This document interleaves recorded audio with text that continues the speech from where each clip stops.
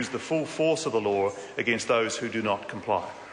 Question number 2, David Shearer, the Leader of the Opposition. Thank you, Mr Speaker. To the Prime Minister, was he correct when he said the gap between the rich and poor has been reducing? And if not, why not? The Right Honourable Prime Minister. Speaker, yes it was. I made that comment in August last year based on the Household Incomes in New Zealand report, which showed that income inequality had slightly reduced between 2008-9 and 2009-10. This year's report shows that between 9-10 and 10-11 it came back up again. According to the report, this pattern reflects the impact and timing of the recession and global financial crisis on various forms of income and on different groups of people. It also says that the increase over the last years does not necessarily indicate an upward trend. It could come down again next year. The Leader of the Opposition.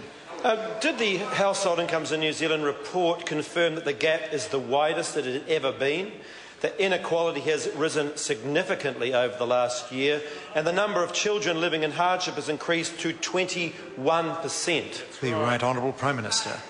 Mr Speaker, there were a number of things noted in the report. They're quite wide-ranging. But what it does show, and as the report says, is that the global financial crisis is hardest hit. Point of order, the Leader of the Opposition. Mr Speaker, that was a pretty straight question, asking whether the Household Incomes in New Zealand report actually did say those things. The member's correct. His question was pretty straight to those points. The Right Honourable Prime Minister. Mr Speaker, from memory, yes, but what the report shows is a number of things.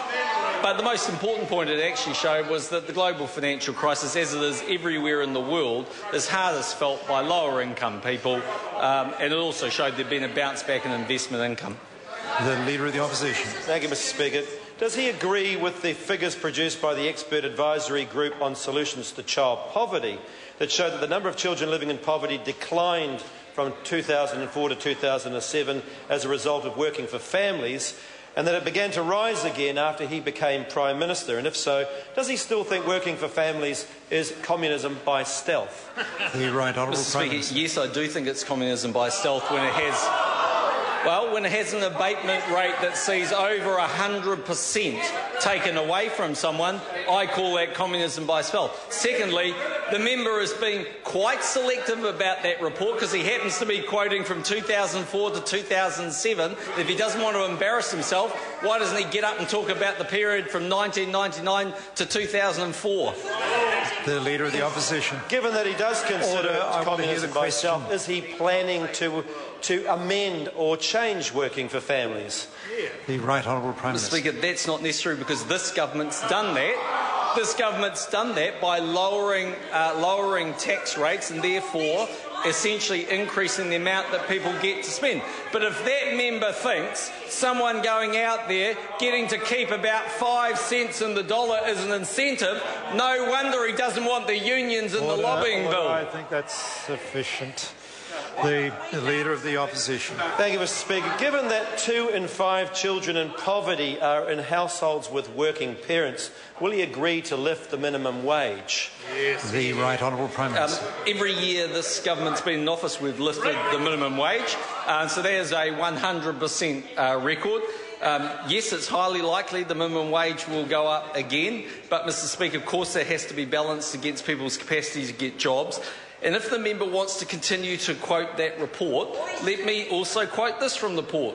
Parents should be assisted to increase their hours of work by up to 30 hours per week, where practical, by the time their child starts school. That is in line with the Welfare Working Group's recommendation and a harder approach than the one taken by this government. The Leader of the Opposition. Will the Prime Minister agree to lift the minimum wage to $15 an hour rather than the paltry amount that he was talking about before, this year that is?